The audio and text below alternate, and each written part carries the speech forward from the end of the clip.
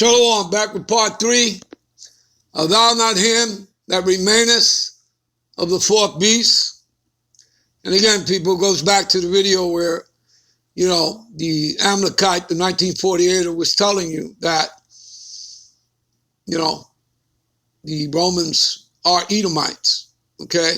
And again, they first came into power calling themselves the Greeks. They were not the original Greeks. That was Japhet. Okay, Japhet was all over Europe, but again, they conquered, all right? Let me show you that, and we'll come right back to this and show you about that. Give me a minute.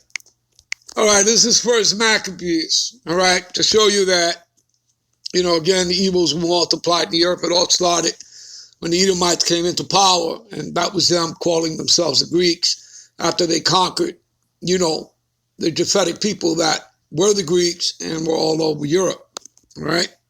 People of dark skin, Kadar.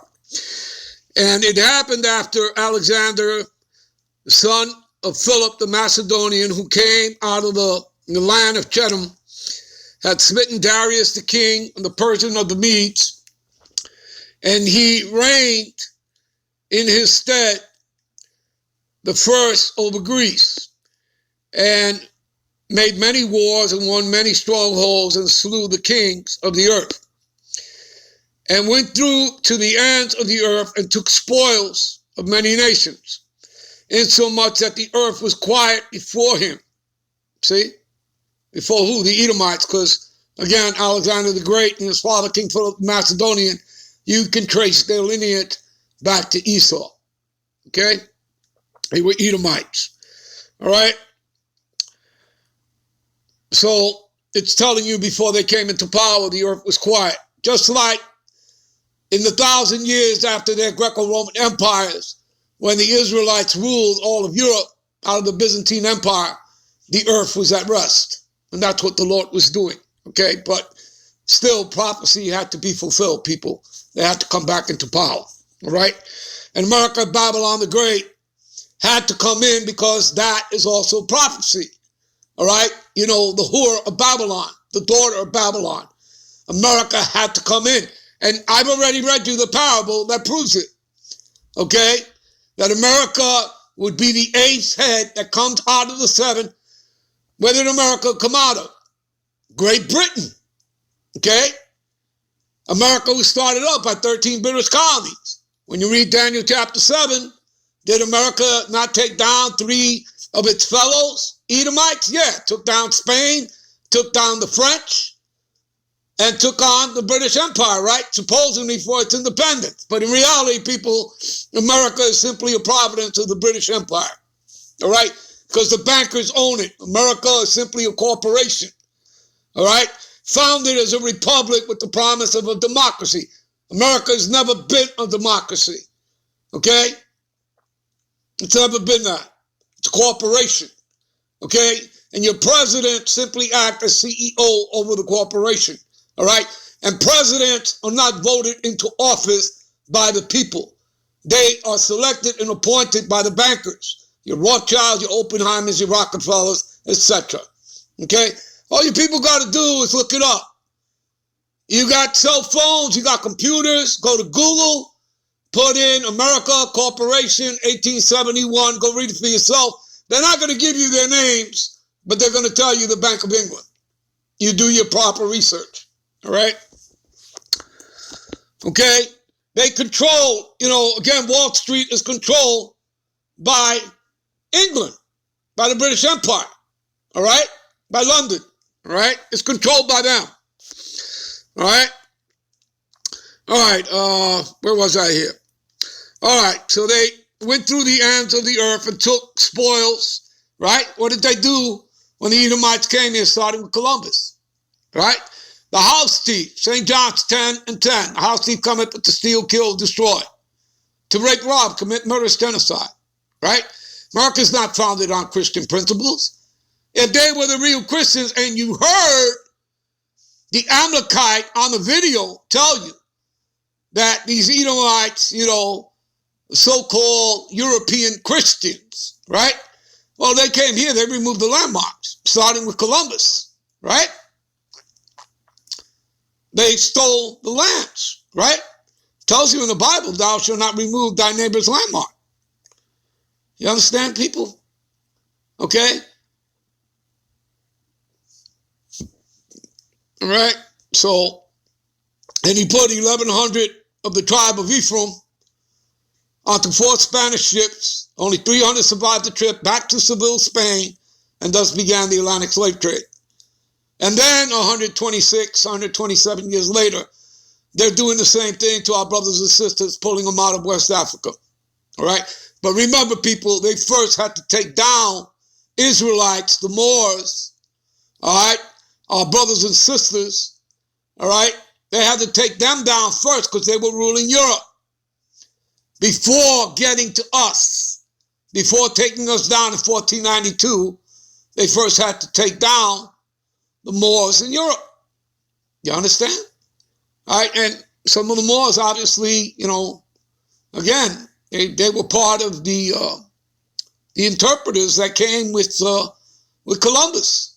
Now, the guy that was mostly used was Luis de Torres, but besides him, probably the 4 other guys were Israelites. All right, you know, Moors. Okay, all right. You know, coming here to take down the northern kingdom. All right, starting with its head tribe. All right. But thus began the Atlantic slave trade, people. All right, and that's real history. All right, anyway, let's get back to this. All right, so whereupon he was exalted and his heart was lifted up. That's talking about their pride. Nobody's got more pride than the Edomites, all right? Okay, and he gathered a mighty strong host and ruled over the countries and nations and kings who became tributaries, okay? People being taxed, okay, onto him. And after these things, he fell sick and perceived that he should die. Wherefore he called his servants, such as were honorable, that had been brought up with him from his youth, and parted his kingdom among them while he was yet alive. So Alexander reigned 12 years and then died. His servants bare rule every one in his place. And after his death, they all put crowns upon themselves. So listen up. So did their sons after them many years, and evils were multiplied in the earth. See that? And this is why they removed the Apocrypha from the 1611 King James Bible. And they did that, I think, in 1855 or 1885. The Bible Destruction Group. And it's just a frontal group, just like your government. Your governments are all fronts for the elites, for the bankers. You understand that, people? All right? There you go. All right, anyway, let's move on here. All right? Let's get back to the image. All right? This is the audience hall, Vatican City, people. All right? See that? What does that look like to you? Yeah, the top of the head of a snake, and that would be the eye there, all right, on either side, all right, see? Serpent. You're looking at a serpent. And didn't we already look at the serpent on the cane? All right? Did people see that? Look at it in audience hall. Let's go inside. See what it looks like? See the serpent? And you see the 2 teeth there? See the eyes? See that?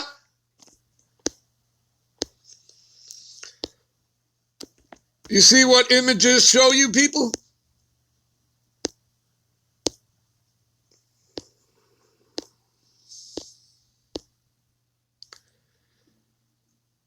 All right?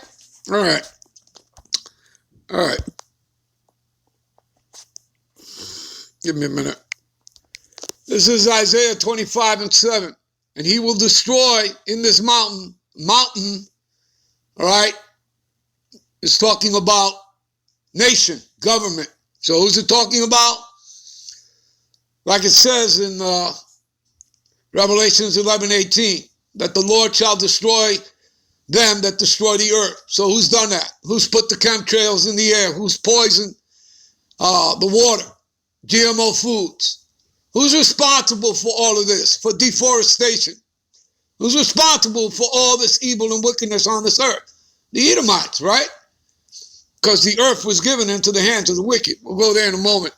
So he will destroy in this mountain, talking about Mount Esau, all right, that nation of people. See, the face of the covering cast, right, that was put over all people, and the veil that is spread over all nations.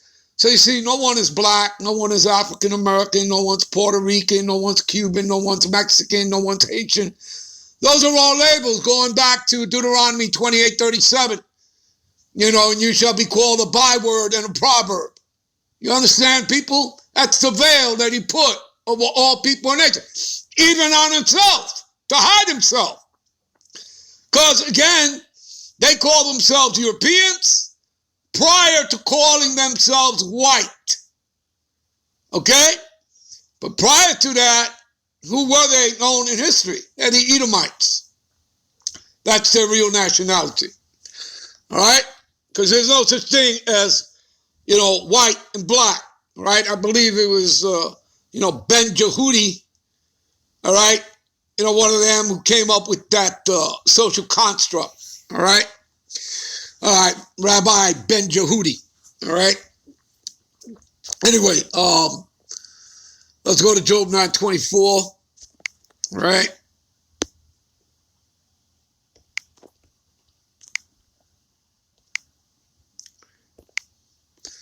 What does it say here?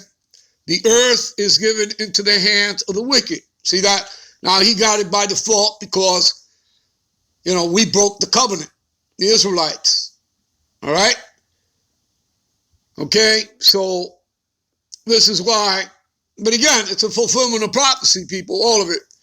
And he covereth the faces of the judges. Who are the judges? The Heavenly Father, Yahweh, his son, Yahweh Shai. And, of course, the patriarchs, the Israelites. All right? Thereof.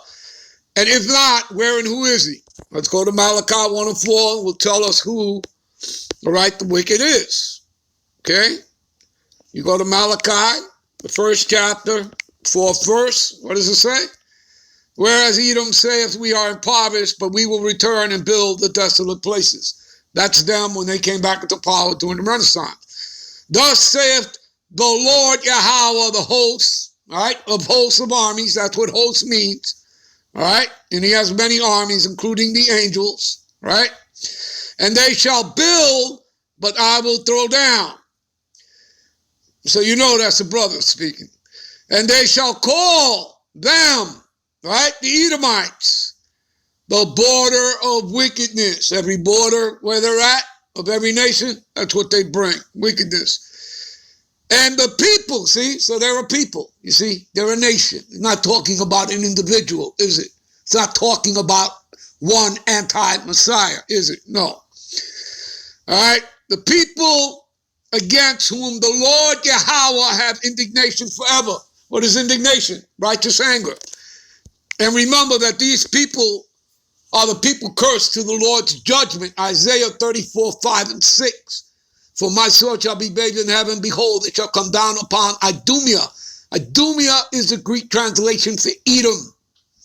All right? Okay? The people of my curse to judgment. That's what you read there. All right? And the Lord further goes on to say that he has a sacrifice in Basra. Basra is the capital of Edom. That's talking about America, Babylon the Great. And a great slaughter in the land of Edom. Again, talking about America, Babylon the Great. So America, Babylon the Great is a sacrificial altar, a burning sacrifice unto the Lord. And it's going to burn through that thermonuclear fire from the ICBMs, plus that concentrated laser fire from the chariots. All right? Give me a minute. See, here it is right here. All right? The sword of the Lord. All right? Shall be bathed in heaven. Behold, it shall come down upon Idumea and upon the people of my curse to judgment, which are the Edomites. Idumea, all right? That's what that means. It's Edom, all right? The Edomites. Okay, and you jump down here, all right? Like I told you, the Lord have a sacrifice in Basra and a great slaughter in the land of Idumea, America, Babylon the Great, people. For it is the day of the Lord Yahweh's vengeance, and the year of his recompense for the controversy of Zion, who are the Israelites. You Negro, Latinos, and Native Americans. We'll be right back with part 4. Shalom.